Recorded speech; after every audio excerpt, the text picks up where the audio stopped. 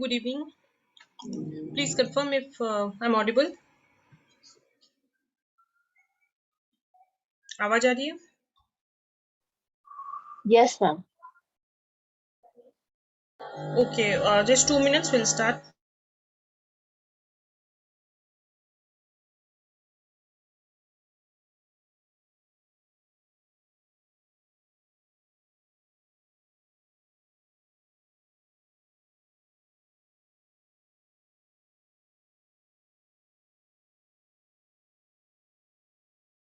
So, like the first batch is over with all the 10 units. So we have had quiz. So last unit से quiz थी इनकी एक higher education, and we have discussed questions from 2021 all shifts of higher education. So this kind of gives you an idea like what are the recent patterns of question asked, and if you compare it with all the previous years, this 2021 was entirely a game changer, you can say, in that respect. So yes, it will give you kind of hint from where to start the preparation. Yeah. So first question है, तो आज की class में we are doing the analysis. They have already given the quiz and we are just discussing what is the correct answer and with detail explanation of the same. तो पहला question क्या कहता है? AICTE is not dealing with the maintenance of standards in which of the following areas? AICTE, we know AICTE क्या है आपका? Engineering institutions के लिए एपेक्स ऑर्गेनाइजेशन है, एंड AICTE जो है ये इन सारे ऑर्गेनाइजेशंस के स्टैंडर्ड्स को मेंटेन करता है except nursing. Okay, so question ये बनता है कि नर्सिंग की जो एपेक्स बॉडी है वो क्या है? So second.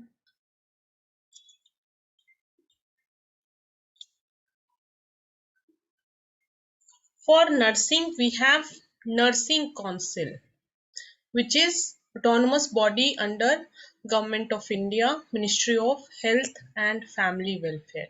ये directly Government of India के अंदर आता है Nursing Council. बाकी आपका hotel management, pharmacy, town planning and a lot of things comes under AICTE. तो AICTE की हिस्ट्री के बारे में थोड़ी सी बातें कर लेते हैं ताकि AICTE से आगे भी आपसे क्वेश्चंस बने तो कॉन्टेक्स्ट में आप समझ के लीजिए. देखिए सारे इंस्टीट्यूशंस जो हैं जैसे UGC हो गया, AICTE हो गया, तो ये सारे बॉडीज हमने एक एक करके समझना ही है because this are very important. Every year you get questions from either UGC या फिर आपका AICTE. तो हिस्टोरिकल कॉन्टेक्स्ट में यदि बातें करें, फुल फॉर्म सबसे पहले पता होना चाहिए. AICTE stands for All India Council for Technical Education, and historically ये फाउंड कब हुआ था? 1945 में. So 1945 the formation of All India Council for Technical Education. Talking about the background, 1943 there was a constitution for technical education committee under cab आपको पता है 1923 में पहली बार जो है फॉर्म किया गया था, 1935 में वापस से फॉर्म किया गया था, and then CABE continued. Preparation of Sargent report जो कि इंडिया की एजुकेशन पॉलिसी का बेस बनाया, टाइप ऑफ जो है इंडिपेंडेंट, ये बनाया गया था. हालांकि अगर आप एक्ट की बात करो, AICTE एक्ट कब आया तो ये काफी लेट आया है. ये आया आपका 1987 में, न्यू एजुकेशन पॉलिसी 1986 के तहत. Will see that. So AICTE ये ईयर याद रखिए, November 1945 it was set up as a national level apex advisory body for technical education promotion development in country in a coordinated integrated manner. So basically AICTE का काम क्या है? AICTE आपके जितने भी नॉर्म्स की बात करें, स्टैंडर्ड्स की बात करें with regards to technical education in India, इसको बनाना, टाइम टू टाइम इनको मॉनिटर करना, कैसे टेक्निकल इंस्टीट्यूशंस इंडिया में चल रहे हैं, इनकी क्वालिटी देखना, क्वालिटी एश्योरेंस देखना, टाइम टू टाइम इनको एक्रेडिशन प्रोवाइड करना। सो एआईसीटी के अंदर एक बॉडी है, नेशनल बॉडी ऑफ एक्रेडिशन, जो कि एक्रेडिशन देखती है। जैसे यूजीसी के अंदर what we have, which body, you can help me with the name. UGC के अंदर यानी जो नॉन टेक्निकल इंस्टीट्यूशंस होते हैं, उनके एक्रेडिशन कौन देखता है?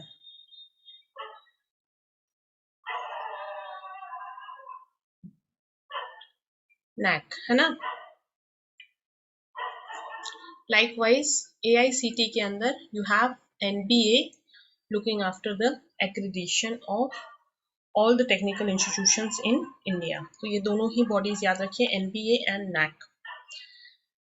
So EICT का मोटा मोटा ये काम है, statutory authority for planning, formulation, maintenance of norms and standards of all the technical institutions in India, quality assurance through accreditation.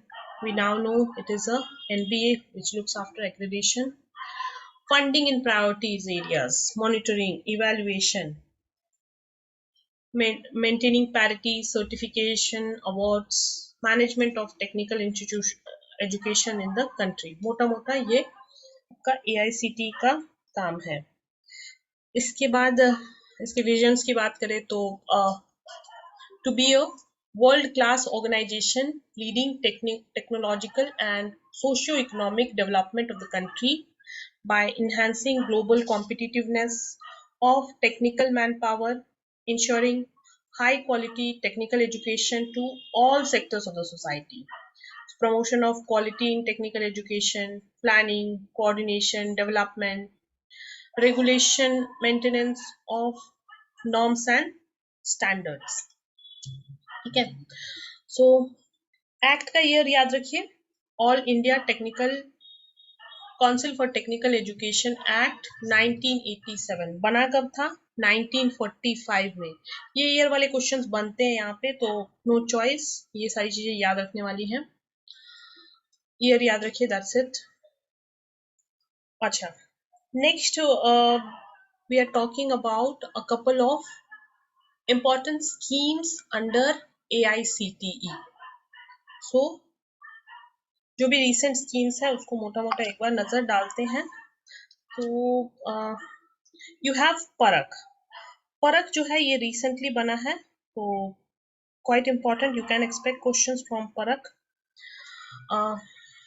All India students learning assessment project called Parakh. Parakh जैसे कि नाम से ही हमें समझ में आता है, परख स्कीम क्या कहता है? Evaluation of technical students of all India to assess their overall qualitative and quantitative growth. So new education policy में ही परख की बात की गई है।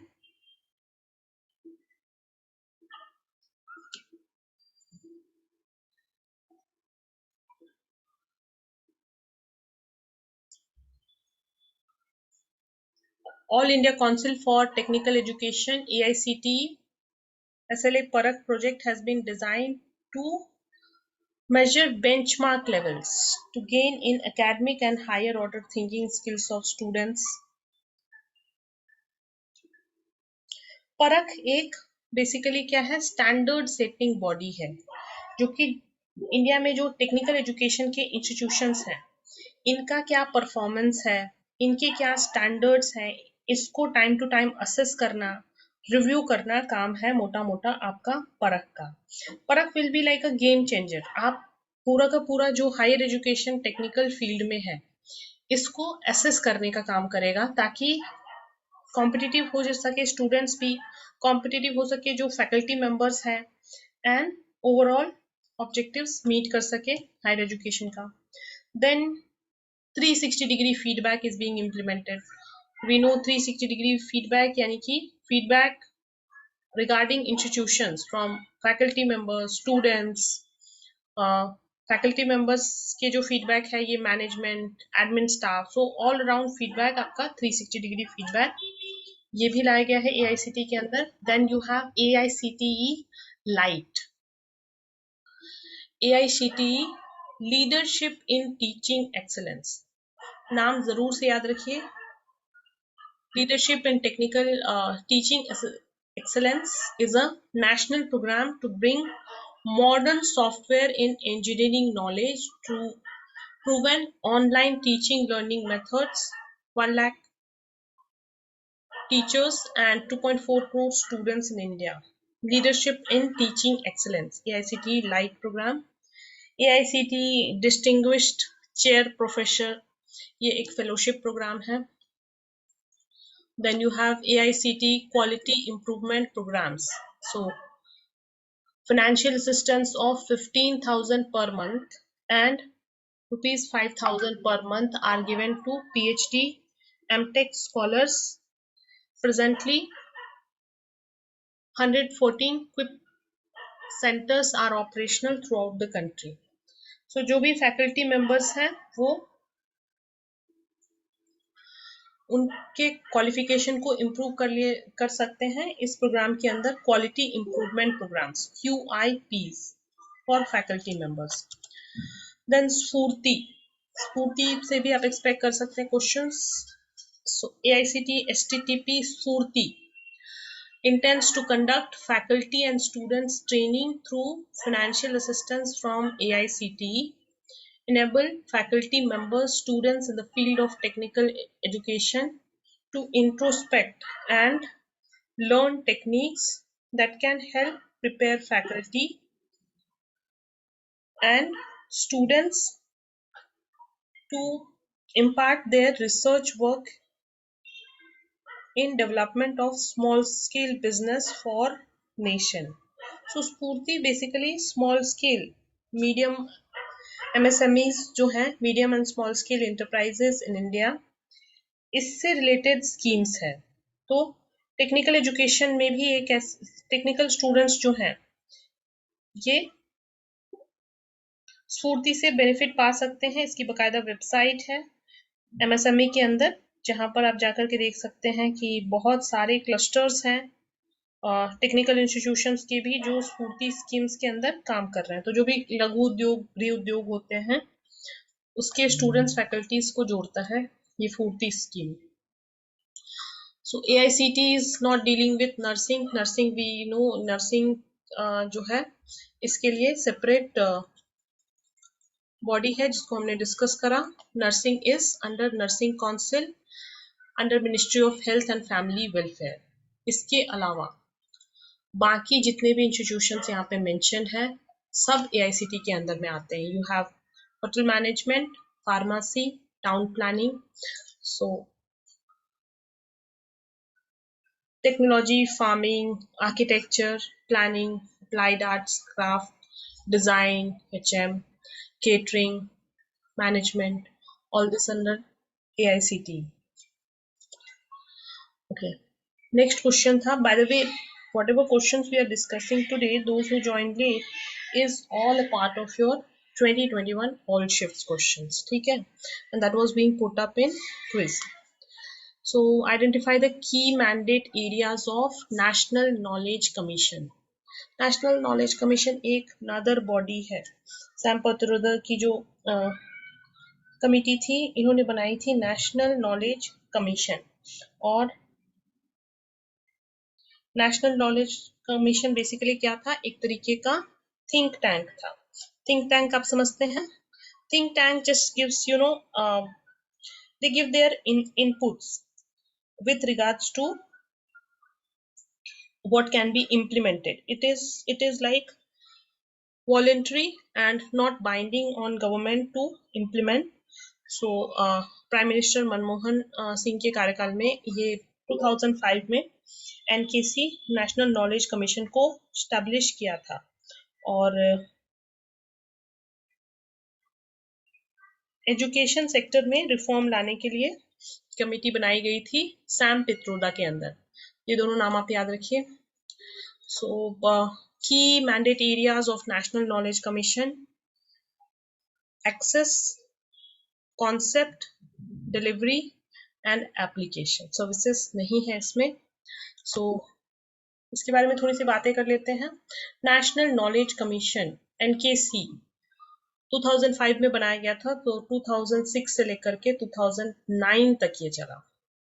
It was set up by Prime Minister Manmohan Singh to prepare a blueprint to tap into knowledge reservoir of knowledge base so that people can confidently face challenges of 21st century. Constituted on 13th June 2005, it examined policy guidelines and direct reform in higher education. Key mandate 5 areas: access, concept, creation, application, and services. Access, concept, creation, application, and services.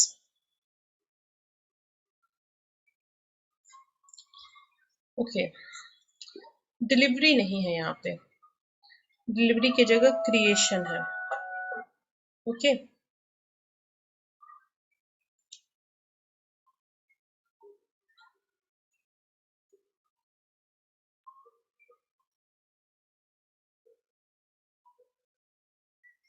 ठीक है। तो फिर इसका answer हो जाएगा A, B, D and E.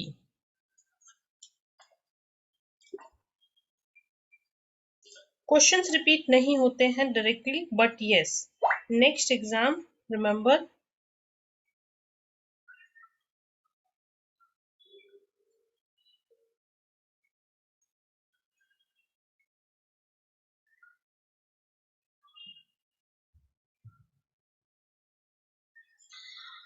it recommended the following: ease to access of knowledge, preservation of knowledge system, dissemination of knowledge, better knowledge services.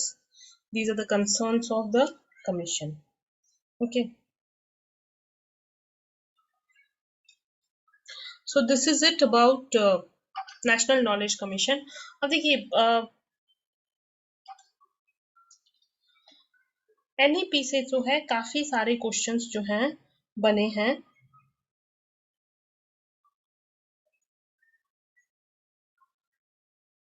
Okay, और कुछ questions हम डिस्कस कर रहे हैं, कुछ क्वेश्चंस जो हैं आपको करने हैं। और एनईपी इज अ बिट जो कि एक्सपेक्ट कर सकते हैं आप कमिंग एग्जाम्स में भी इम्पोर्टेंट रहेगा। नेशनल एजुकेशन पॉलिसी, क्योंकि देखिए ये पॉलिसी जो है ये बनाई जाती है एक 20 साल के लिए।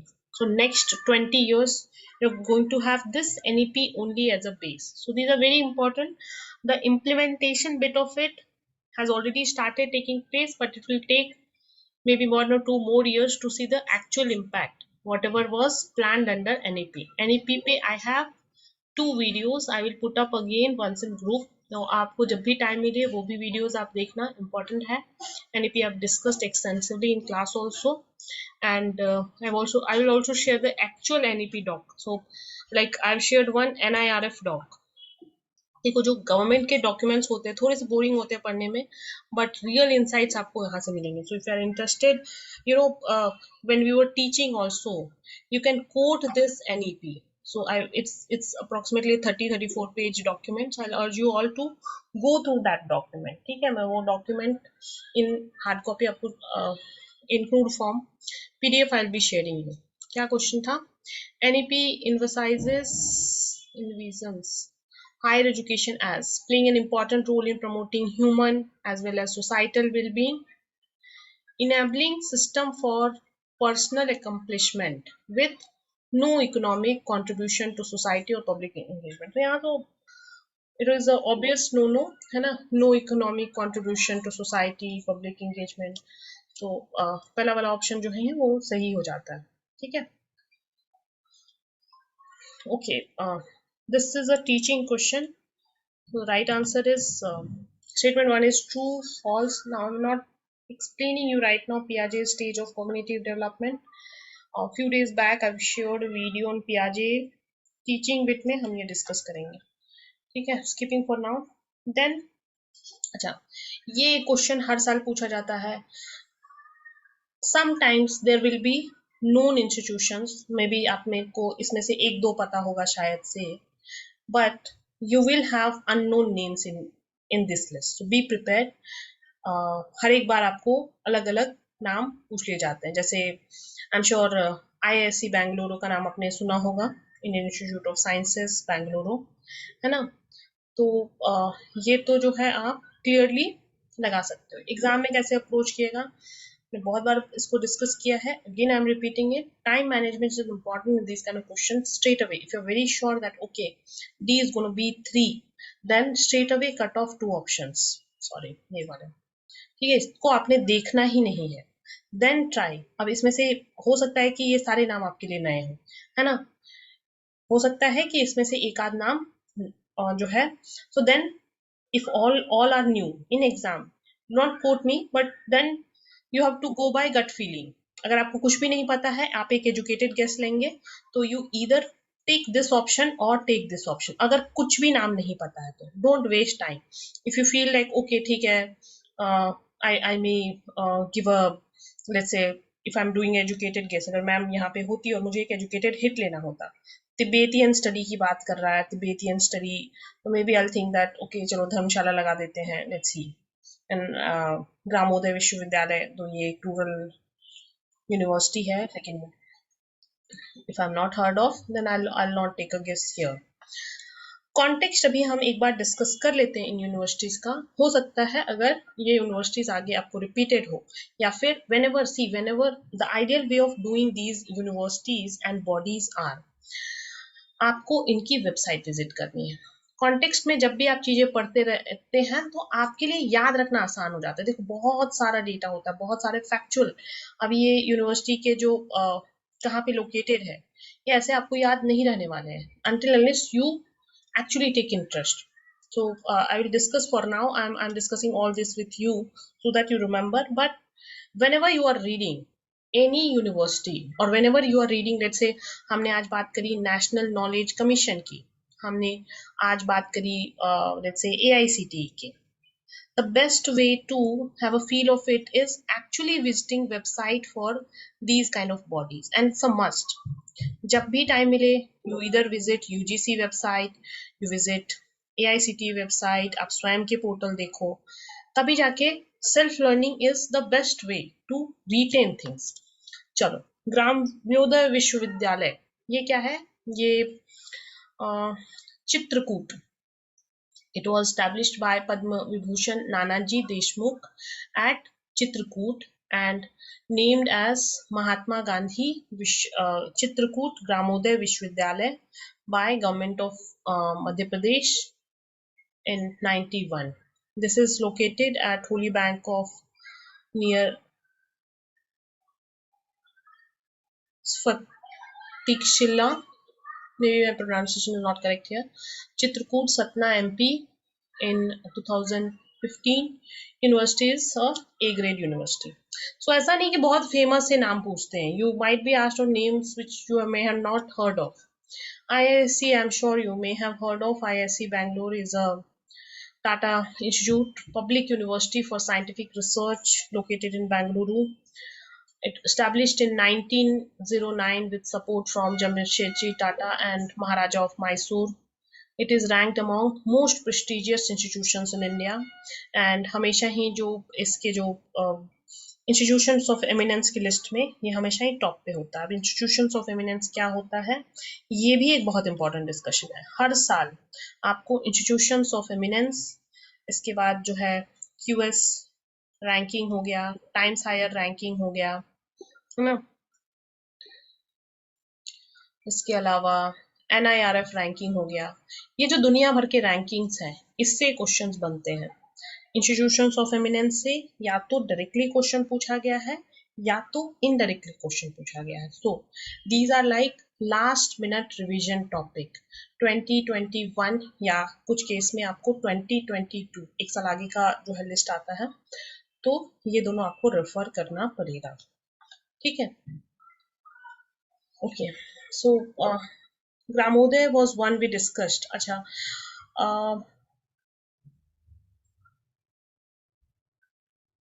Central Institute of Tibetan Study.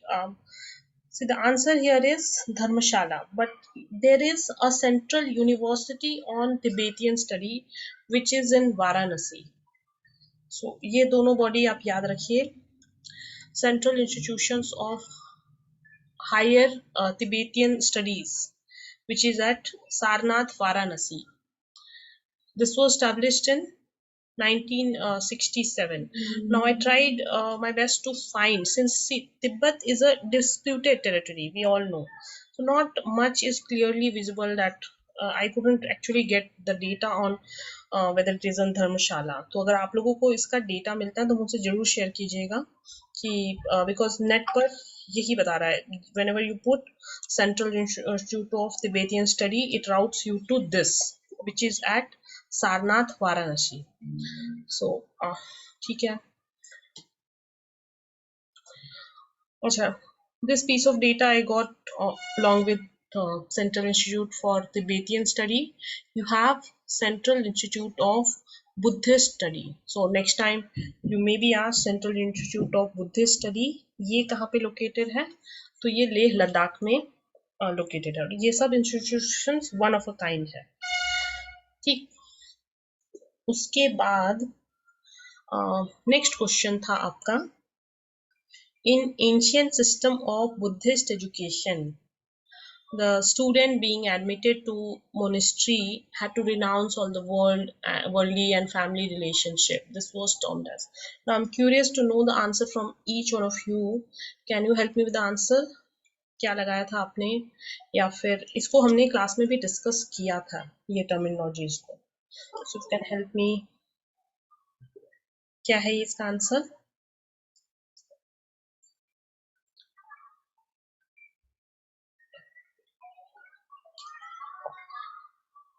Was also shared in your notes. So specifically I'm asking this question.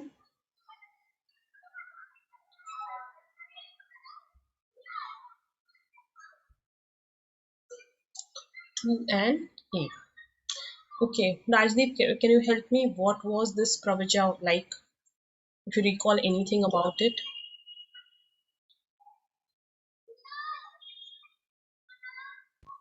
Ma'am कल क्विज में करेक्ट आंसर उसी को बताया था. Sorry, come again. Correct answer प्रवज्या के लिए लिखा था. हाँ, लेकिन वो टर्म याद है क्योंकि हमने ये टर्म डिस्कस किया हुआ था. मैंने नहीं किया. चलिए कोई बात नहीं, ये टर्म रिवाइज कर लेते हैं. Discussed when we were doing this topic. So प्रवज्या या फिर इसको किसी किसी बुक में आपको पबज्या भी देखने को मिलेगा लिखा हुआ. थोड़ा सा बैकग्राउंड जो है समझ लेते हैं कि बुद्धिस्ट एजुकेशन सिस्टम क्या था. देखिए, बुद्ध भगवान, ये जो रिलीजन है बुद्धिस्ट का, ये आया ही क्यों था फर्स्ट प्लेस पे? अराउंड 6th सेंचुरी बीसी में क्या हुआ था कि सनातन धर्म हिंदुइज्म में जो है बहुत सारे डिविजन्स आ गए थे और ज्यादातर जो कास्ट सिस्टम पोस्ट वैदिक इरा कास्ट सिस्टम एक बहुत बड़ा कह सकते हैं आप समाज के लिए हर्डल बन गया था, जहाँ पे जो I am talking with respect to higher education, जो प्रिविलेज कास्ट थे उनको तो एजुकेशन का एक्सेस था, but in caste system in Vedic society not everybody had access to education. So for that when Buddhist religion was formed, यहाँ पे because of dominance from Brahmins, the lower caste became responsible for detachment from masses. इनका बहुत ज़्यादा जो है सनातन धर्म से association रहा नहीं, and they started associating with Buddha, because what Buddha tried to create was a casteless society जहाँ पे एजुकेशन का एक्सेस हर एक जने को था. So it was casteless society. As a result, social discrimination in the field of education which was prevalent in Vedic period, was not seen in this period. So first time education to masses कौन सा religion promote करता था? It was Buddhism. हालांकि आप starting में बात करो तो even Buddha was not in favour of you can say women education, though we say that yes, Buddha was for casteless masses education. लेकिन बाद में इन्होंने इनके शिष्य आनंद के कहने पे जो है वुमेन को अलाउड किया था मोनेस्ट्री में. Yet if we discuss this bit also कि women and men even in Buddhist period were not treated at par. As in women को कोई इंपॉर्टेंट पोजीशन नहीं दी जाती थी संघ में. इसके बाद जो है उनको हमेशा ही एज अ मैन के कंपैरिजन में इक्वली नहीं ट्रीट किया जाता था. But yes, they were allowed to have education in the Buddhist period.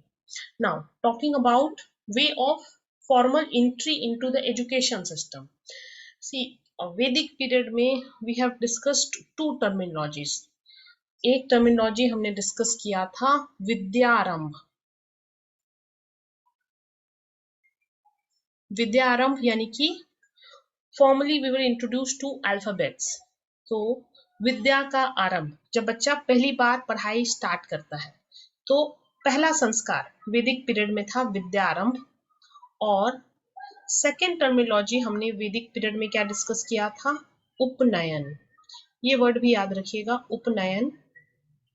उपनयन जो है ये क्या था? Formal admission to school. So उपनयन संस्कार के बाद बच्चों को जो है माता पिता से अलग आश्रम या गुरुकुल में जाकर के जो है आगे की education, formal education system start करना होगा.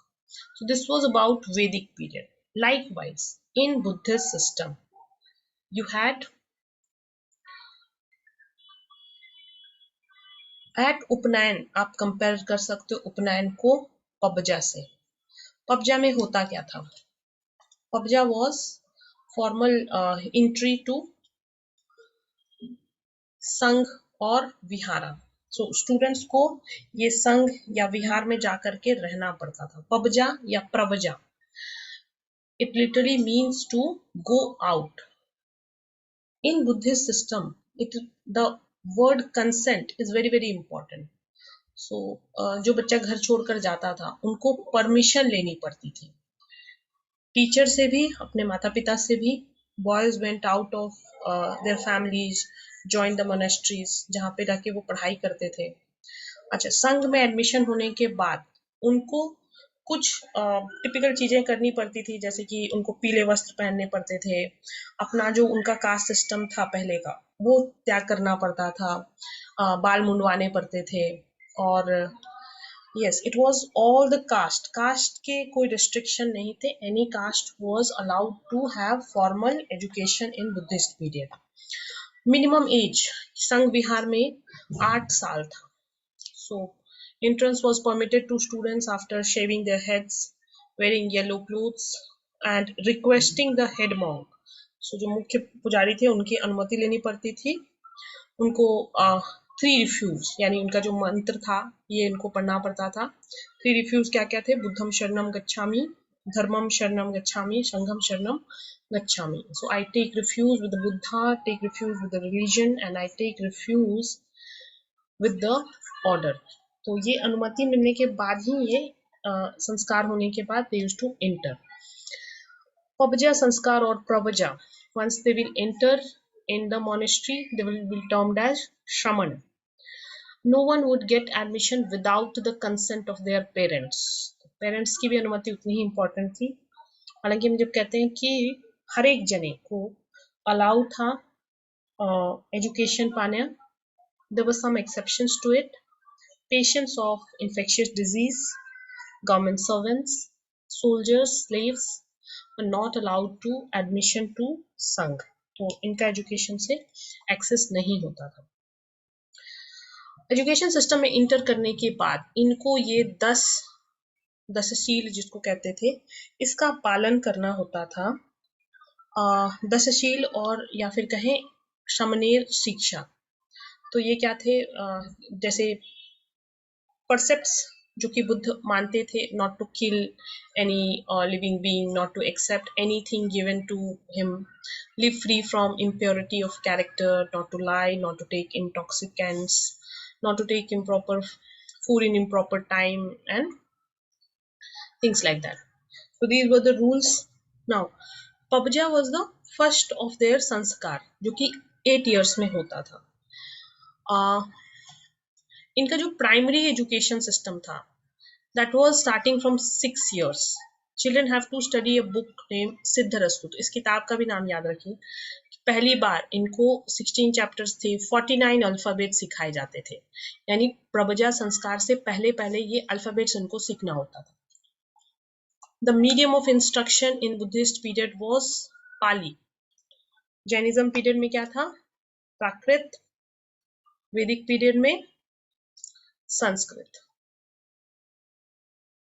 ठीक है.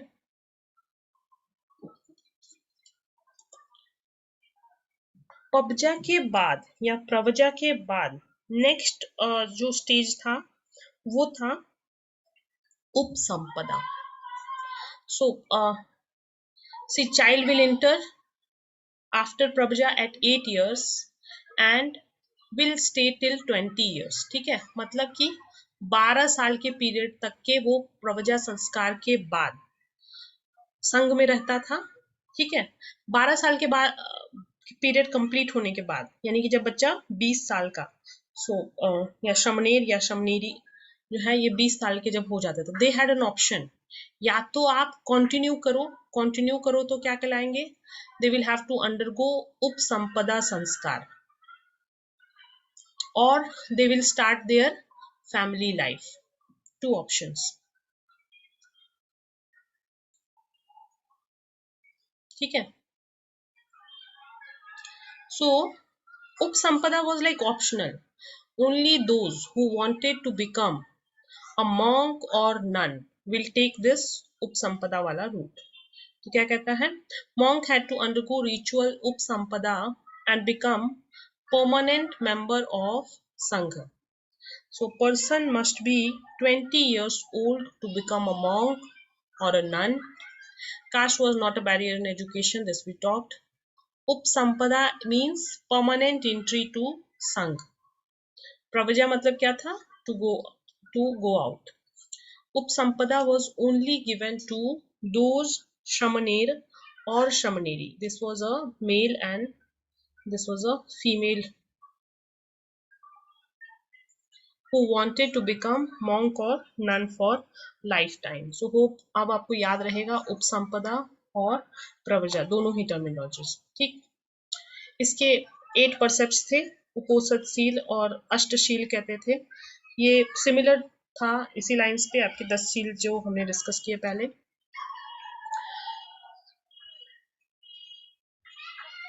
Okay, some bit of more information with regards to Buddhist period. Education was both religious as well as secular. So इनके मेजर जो धर्म ग्रंथ थे वो 3 थे: विनय पिटक, सूत पिटक और अभिधम्म पिटक. विनय पिटक क्या? Rules of conduct. Sutta Pitaka इसमें जो बुद्ध के सरमन थे यही सारी चीजें थी. अभिधम्म पिटक वाज फिलोसॉफिकल थियरीज. तो ये ग्रंथ के भी नाम याद रख सकते हैं आप कि इस ग्रंथ में किस रिलीजन से रिलेटेड थे. नाउ बुद्धिस्ट सिस्टम जो था ये कहलाता था फॉर्मलाइजेशन ऑफ एजुकेशन सिस्टम. इससे पहले एजुकेशन सिस्टम फॉर्मलाइज नहीं था. सो इंस्टीट्यूशनलाइजेशन ऑफ एजुकेशन, जो एमिनेंट एजुकेशन जिसकी हमने बातें की थी वैदिक पीरियड में, ये सारे इंस्टीट्यूशंस में बुद्धिस्ट रिलीजन की पढ़ाई होती थी. ठीक है, तो ये चीज याद रखिएगा. ठीक है.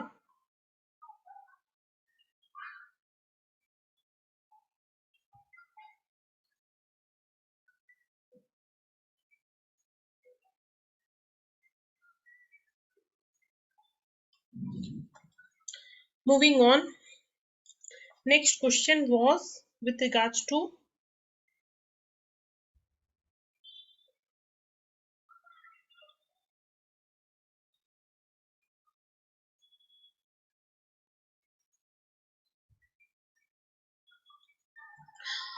The Woods Dispatch recognized for the first time that government should give frank, cordial support to female education and take effective measures for expansion. So, yes,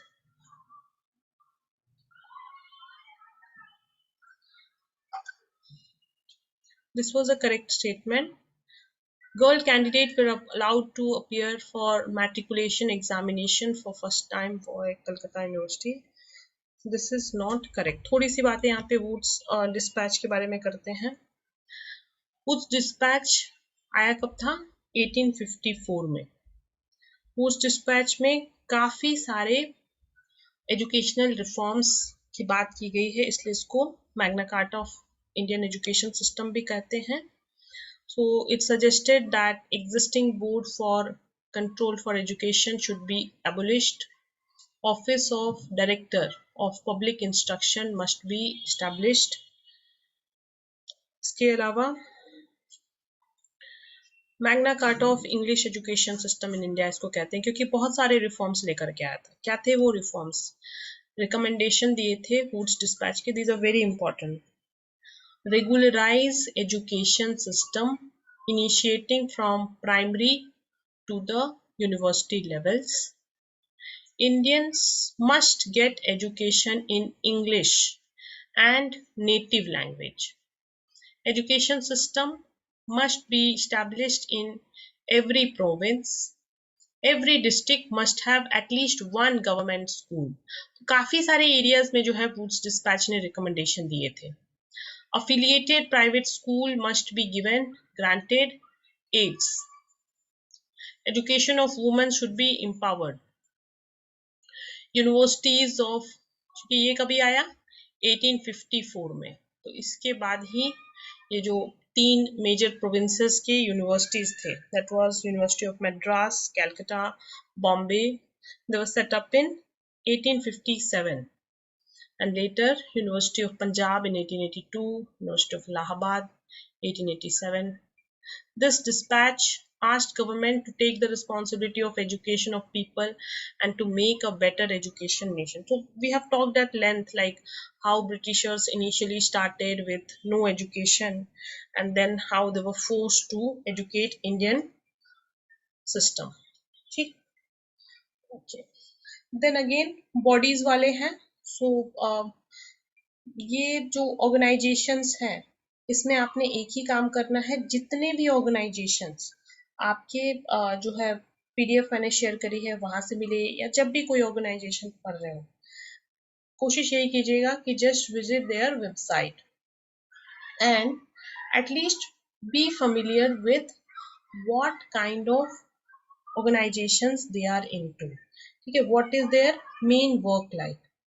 So CEC, IGNOU, NIOS and NITTR. So थोड़ी सी बातें कर लेते हैं. CEC, that was Consortium for Educational Communication. This was IUC, that is Inter University Center, set up by University Grant Commission of India. It has been established with the goal of addressing the needs of higher education through TV. So technology की मदद से जो है CEC में education दी जाती है, आज भी है एग्जिस्टेंस में.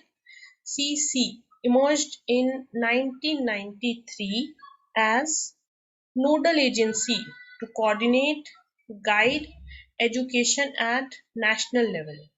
So आज के दिन की बात करें तो you have 21 media centers who work with under the umbrella of CEC. CEC is to guide, provide direction towards activities of media centers set up by UGC in various universities throughout the country. ठीक है. So CEC particularly किससे deal करता है? आपके undergraduate education program से, media के through. You have IGNOU. IGNOU we know is out of school students के लिए है. NIOS आपका स्कूल एजुकेशन से जुड़ा हुआ है. NITTR is your teacher training programme. ठीक है. सो कुछ बातें यहाँ पर open education versus distance education पे करते हैं. I think some slides are ahead, आगे आएंगे जहाँ पे हम ओपन एजुकेशन और डिस्टेंस एजुकेशन में फर्क समझ लेते हैं. Any idea what is the difference between open education and a distance education?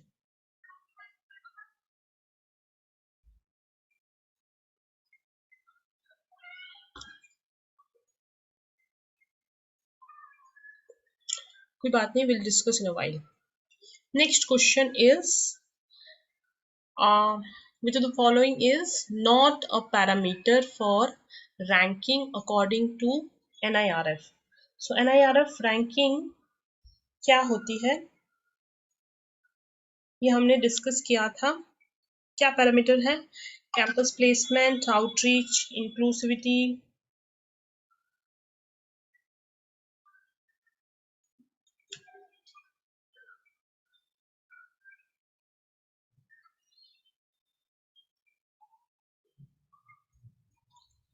Campus placement is answer. Let's discuss these parameters and these are very important. Again and again आपको ये पूछे जा सकते हैं.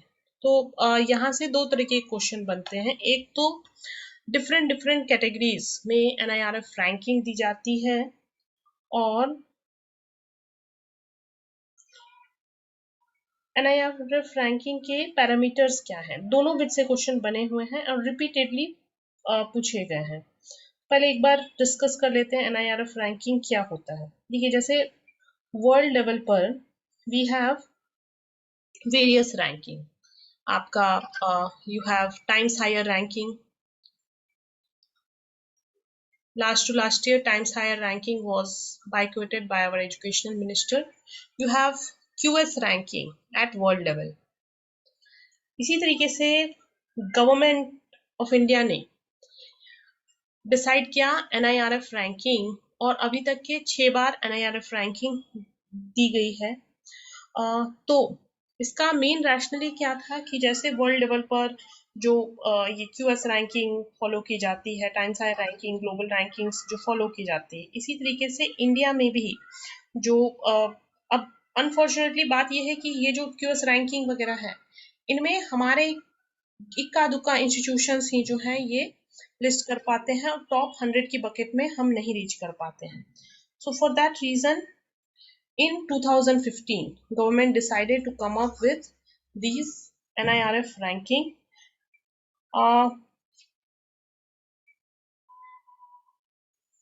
तो ये कोई ग्लोबल रैंकिंग नहीं है, ये इंडिया का अपना रैंकिंग है और बहुत सारे कैटेगरीज में दी जाती है. 2021 की बात करें तो ये ओवरऑल कैटेगरी के रैंकिंग है. मोर और लेस ये सेम भी रहता है. एग्जाम पर्सपेक्टिव से ये पूछे गए हैं तो बिल्कुल पूछे गए हैं. 2017, 16 और 2018 में कॉन्सिक्यूटिवली ये रैंकिंग्स जो है आपको पूछे गए हैं. तो अभी जो है अभी फोकस ये वाले बिट पे कीजिए क्योंकि यहाँ से क्वेश्चन ज़्यादा बन रहे हैं आजकल. तो पैरामीटर्स पूछ लिया गया था. ये पैरामीटर्स एज इट इज़ हम एक बार डिस्कस कर लेते हैं आपके साथ. Teaching, learning resources, research, professional practice, graduation, outcome, outreach, inclusivity, perception. And these are the kind of questions you can expect repeatedly. Okay.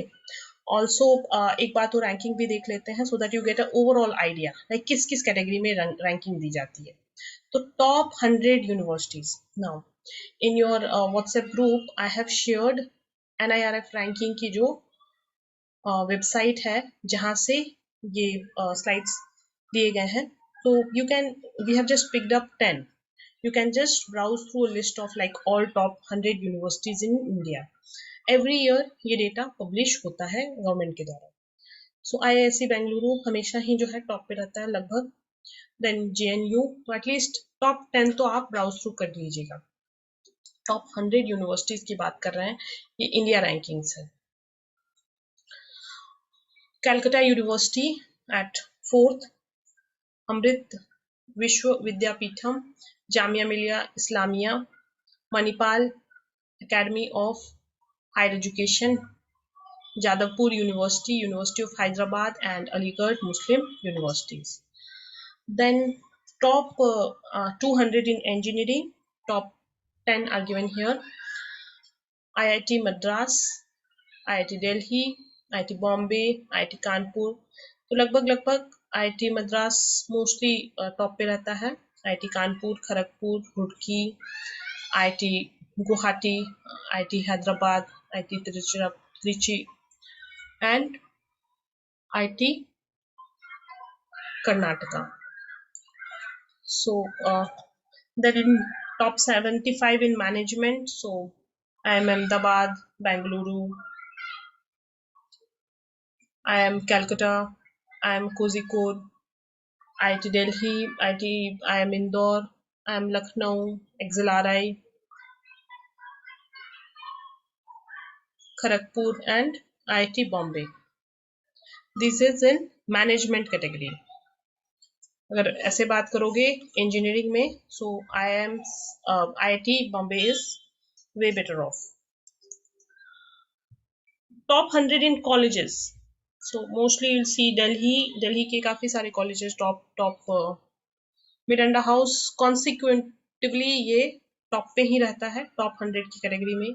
Then you have Lady Shri Ram for Women, Loyola College Chennai, Xavier's from Kolkata ये भी रहता है top पे कई बार. Ramakrishna Vidya Mandir, this is newly added. PSGR Krishnammal college for women column 2, then presidency college Chennai. So at least top 10 जो है आपने browse कर लेना है. Okay, parameters will discuss at length. So 5 parameters के. पहला पैरामीटर था teaching learning resources. Now TLR, इससे क्वेश्चन 2020 में भी बने हैं. ठीक है. Teaching learning resources, student strength including doctoral students, faculty students ratio with emphasis on permanent faculty, combined metric for faculty with PhD or equivalent experiences, financial resources, their utilization, ये सारे teaching learning resources के अंदर आ जाते हैं. These words are very important. So next time also you can expect questions from this bit. Maybe in detail they'll ask you under teaching learning resources. So teaching learning resources के अंदर PhD पे जो है जोर दिया गया है, faculty student ratio को कैसे इम्प्रूव किया जाए, फाइनेंशियल रिसोर्सेस उनके यूटिलाइजेशन की भी बातें की गई है. ठीक है. फिर इसके बाद सेकेंड था आपका research and professional practice. So combined metric for publications, focused on publication, quality of publications. IPR, patent, कितना IPR patent जो है ग्रांट किया गया है. Footprint of projects, professional practice. FPPP, ये फुल फॉर्म्स भी इंपॉर्टेंट है, फुल फॉर्म्स भी आपको आता है, तो जहाँ कहीं भी फुल फॉर्म्स आए इसका भी नोट जरूर लें. Graduation outcome, metric for university examination, metric for number of PhD students graduated.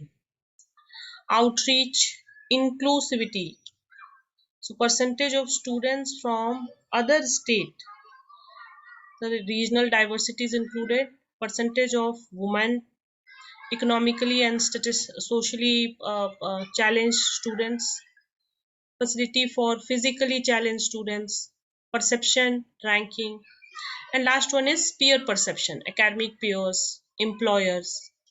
So these are the 5 parameters under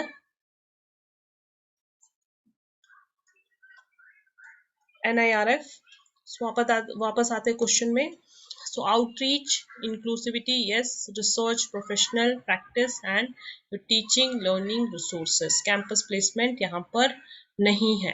तो देखिए ये तो बात हो गई आपकी NIRF रैंकिंग. इसी तरीके से you have ARIA रैंकिंग. ठीक है. तो इसके भी पैरामीटर्स अब ये मैंने डिस्कस किए हुए हैं आपके साथ एक, तो I will be sharing a video on this. This also you revise अरिया रैंकिंग्स के क्या पैरामीटर्स है. So similar kind of questions बनते हैं. क्वेश्चन ये रिपीट नहीं होते हैं ज्यादातर करके. आपसे नेक्स्ट टाइम ये नहीं पूछा जाएगा कि पैरामीटर्स क्या क्या है, बट पैरामीटर्स की डिटेल पूछी जा सकती है, या फिर आपसे पूछा जा सकता है कि टॉप 100 यूनिवर्सिटी कैटेगरीज में कौन से यूनिवर्सिटी टॉप पे था, स्टफ लाइक दैट. तो एटलीस्ट 5-10 जो है ध्यान में रखिएगा. Okay, this was what I was talking about open learning. तो open learning represents a focus on, क्या क्वेश्चन है? Opening access to students and training provision, freeing learners from constraints of time and place, learning and evaluation without a specified curriculum. तो क्या open learning में specified curriculum नहीं होता है? So answer is open learning में भी specified curriculum होता है. This is obvious no. बाकी एक बार के लिए हम ये समझ के लेते हैं कि जब हम कहते हैं ओपन लर्निंग और डिस्टेंस लर्निंग, बहुत सारे टाइम ये वर्ड्स हम साइमल्टेनियसली यूज करते हैं, है ना. लेकिन there is a difference between this. In open learning candidates are allowed to take admission without any age limit. Classical example, your IGNOU. Distance learning is, in distance learning you don't have classroom, so it's a form of open learning. In open education, though you don't have classroom, but you can get lab facilities. Professional fields में हम open education जो है लेते हैं. Distance mode of candidate do not have any access to lab facilities. They are comparatively less preferred in jobs. So at present, if you talk, there are 14 government run open universities. So IGNOU, and likewise you have various open universities, Dr. B.R. Ambedkar Open University in Hyderabad, Vardhaman Mahavir Open University in Kota, Nalanda Open University Patna, and so on. एक question पूछा है, India attracting only a fraction of international students because lack of residential accommodation for foreign students, difficulty in recognition of international qualification, rigid admission process and lack of enthusiasm. ये इस तरीके की चीजें जहाँ भी आएगी, so we can eliminate based on behavior lines. We have one initiative of government called Study in India program. So I'll be sharing some material. I have videos on this Study in India program. तो इसको भी आप देखिए. Study in India program में कौन कौन से लोग आते हैं इंडिया में स्टडी करने पे, उस पर डिटेल में बातें करेंगे. Okay, next question. Hope you all are with me, है ना आप लोग क्लास में?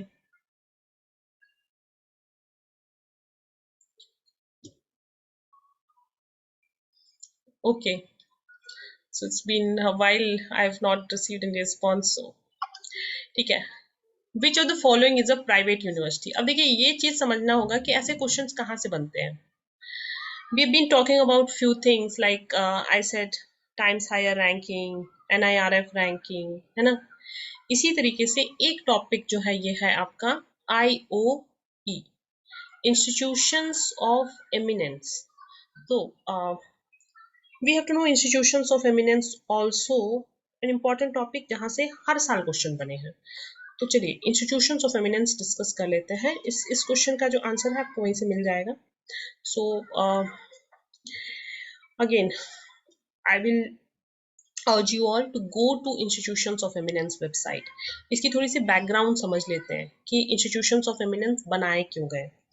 institutions of eminence इसके लिए बनाए गए क्योंकि आप देखो we talked about couple of rankings like NIRF ranking हो गया, ये तो खैर इंडिया लेवल पर है. then you have at world level आपका QS ranking हो गया. so institutions of eminence जो है ये इसके लिए ही बनाए गए थे कि जो हमारे देश के मेजर इंस्टीट्यूशंस हैं वर्ल्ड लेवल की रैंकिंग में compete कर सके। अनफॉर्चुनेटली देखिए हमारे पास यूनिवर्सिटीज हैं अप्रोक्सीमेटली 1000 आज की डेट में, है ना, प्राइवेट पब्लिक सबको मिला करके बात करें तो, but very few of them actually hit even top 500 की बकेट में भी हम इक्का दुक्का ही जो यूनिवर्सिटीज हैं, जैसे आपका दिल्ली यूनिवर्सिटी हो गया, लगभग वही आपको इस लिस्ट में दिखता है। बाकी जो कुछ इक्का दुक्का आपके आईआईटीज हैं, आईआईएम्स हैं, यही टॉप 100 टच कर पाते हैं। बाकी 500 के अबव ही हमारे सारे इंस्टीट्यूशंस रहते हैं। So there was a need in 2016 पहली बार बजट स्पीच में इसके बारे में बातें की गई कि हम लोग जो है मिल करके इंस्टीट्यूशंस ऑफ एमिनेंस बनाते हैं, और प्लान ये किया गया कि 10 पब्लिक और 10 प्राइवेट 10 पब्लिक और 10 प्राइवेट इंस्टीट्यूशंस को आइडेंटिफाई किया जाए और उनको तैयार किया जाए इंस्टीट्यूशंस ऑफ एमिनेंस की श्रेणी में। उनको तैयार किया जाए इंस्टीट्यूशंस ऑफ एमिनेंस की श्रेणी में। तो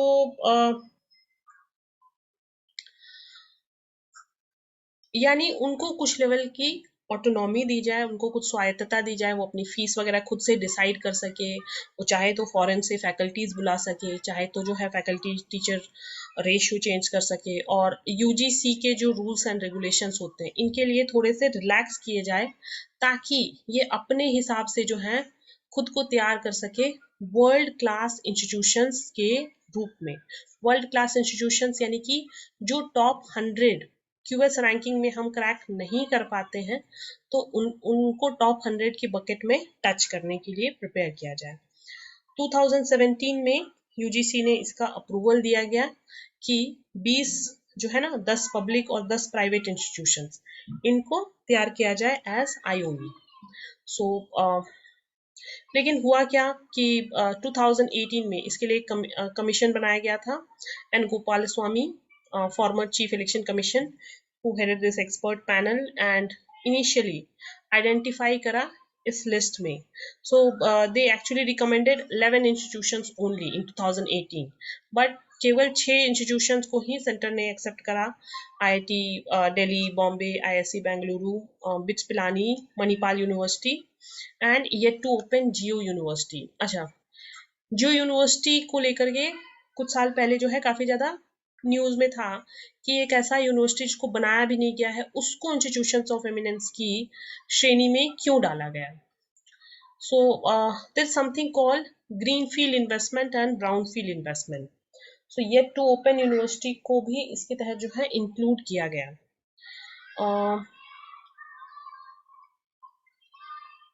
okay, so we have discussed these terminologies, right? Greenfield investment and brownfield investment. Do we recall these? Greenfield investment होता क्या था? In commerce students, they have these terminologies in your international business as well. तो बताएं क्या था greenfield investment?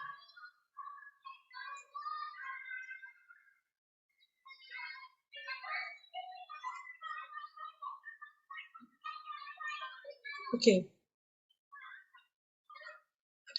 so greenfield investment, investing in already developed area. No, that was vice versa. That was brownfield investment. Okay, so if let's say new college is coming in Delhi, which is already a developed zone for education, that will be brownfield. Green field investment माने कि यहाँ पे कोई भी development नहीं है। Let's say I go and open in a remote part of let's say Gujarat, एक university जाके जहाँ पे ओपन करते हो जहाँ पे कुछ भी डेवलप नहीं है।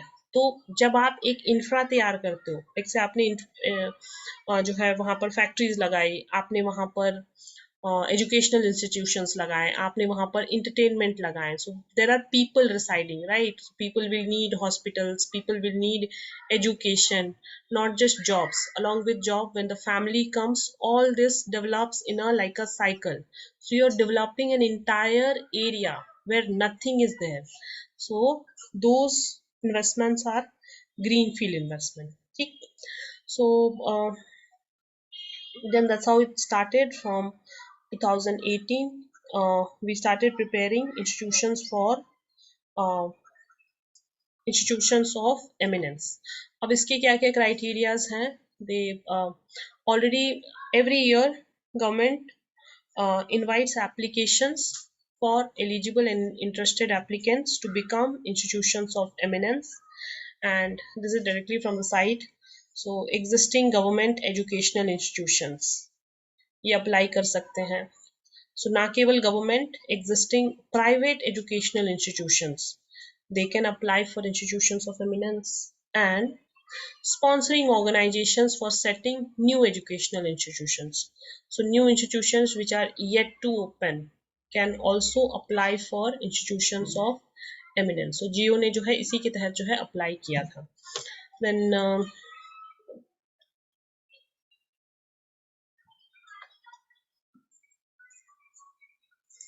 this yet to establish, that is greenfield institutions, will be recommended. They will get 3-year period to establish, operationalize, and thereafter they will be granted institutions of eminence status. Benefits क्या है इनके institutions of eminence बनने के? तो देखिए, funding, government institution, ध्यान देना private institutions के लिए नहीं है ये. Government institutions will get additional funding up to 1,000 crores. Private institutions proposed as institutions of eminence will not get any financial support. ठीक है, important point है ये. You may expect question from this bit. More autonomy, we have already talked कि जो भी institutions of eminence हैं इनको ज़्यादा लिबर्टी दी जाएगी, यानी कि यूजीसी के रिस्ट्रिक्शंस इन पे इतने ज़्यादा लागू नहीं होंगे. कंप्लीट फाइनेंशियल ऑटोनॉमी, यानी कि ये अपने रिसोर्सेस, अपने फंड्स खुद से रेज कर सकते हैं, सब्जेक्ट टू जनरल कंडीशन. सो बहुत ज़्यादा इन पे रूल्स रेगुलेशन यूजीसी इम्प्लाई नहीं करेगा. फ्रीडम टू फिक्स फी, अपने फीस फिक्स कर सकते हैं, चार्ज कर सकते हैं फॉरेन स्टूडेंट से. Freedom to determine domestic students fee, subject to the condition that no students get selected admission is turned away for lack of finance. कुछ restrictions रहेंगे डोमेस्टिक स्टूडेंट्स के लिए. कंप्लीट एकेडमिक एडमिनिस्ट्रेटिव, अपने हिसाब से अपनी academy जो सिलेबस डिज़ाइन कर सकते हैं, कोई भी UGC mandated curriculum structure follow करने की ज़रूरत नहीं है. यूजीसी इंस्पेक्शन यहाँ पर अप्लाई नहीं होगी इंस्टीट्यूशंस ऑफ एमिनेंस के लिए. Freedom to enter in academic collaboration with foreign higher educations without government approval. Freedom to hire person, तो इंडस्ट्री फैकल्टी लेकर के आ सकते हैं, फॉरेन फैकल्टीज को बुला सकते हैं, एनी फैकल्टीज आउटसाइड इंडिया को रिक्रूट कर सकते हैं, एकेडमिक कोलैबोरेशंस कर सकते हैं किसी भी कंट्री के साथ में, transparent merit based systems. Freedom to admit additional foreign students subject to maximum of 30% of the strength of admitted domestic students. Freedom to offer courses with a program as well as to offer degree in newer areas. Freedom to offer online courses without a restriction, with a restriction that not more than 20% of the program shall be in online mode. कहने का मतलब कुछ restrictions हैं, but quite a lot of freedom is granted to these institutions of eminence. Need for institution of eminence, we have already talked that we want to enter the top 500 bucket list of international institutions. We have formed this. So institutions of eminence की ये latest data है. Again, see, in private universities you have BIDLA, Institute of Technology, BITS Pilani, Rajasthan, Manipal Mahe, that is Manipal Academy of Higher Education,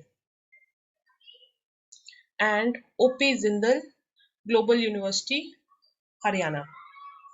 in public institutions ज़्यादातर तो आपको IIT ही है. Top पे ये रहता है आपका आईआईएससी बेंगलुरु, इसके अलावा IIT Delhi, IIT Bombay, IIT Madras, IIT Kharagpur. Universities में यूनिवर्सिटी ऑफ दिल्ली, जिसको स्टार्टिंग से ही शामिल किया गया था, बाद में Banaras Hindu University and University of Hyderabad is added. तो ये लिस्ट इंपॉर्टेंट है, इसको ध्यान में रखिएगा. हर साल ये भी लिस्ट जो है अपडेट होते रहती है. So this was the updated data. Okay, so yeah, that's all for this 2020 questions with you. So I've discussed majority of the questions. अगर आप लोग के पास कोई extra papers हैं, so you can share whatever papers I have had. I have already put up questions from this and discussed.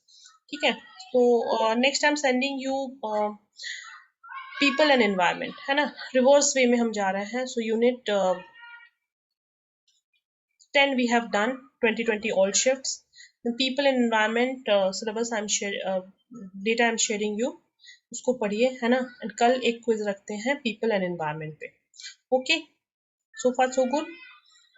2020 के जो questions हैं I have already put up a video on that, तो वो video मैं share कर रही हूँ. बाकी जो क्विज के क्वेश्चंस थे वो 2020 एग्जाम के क्वेश्चंस थे, तो वो भी आप वहां से उसके एनालिसिस देख लीजिएगा.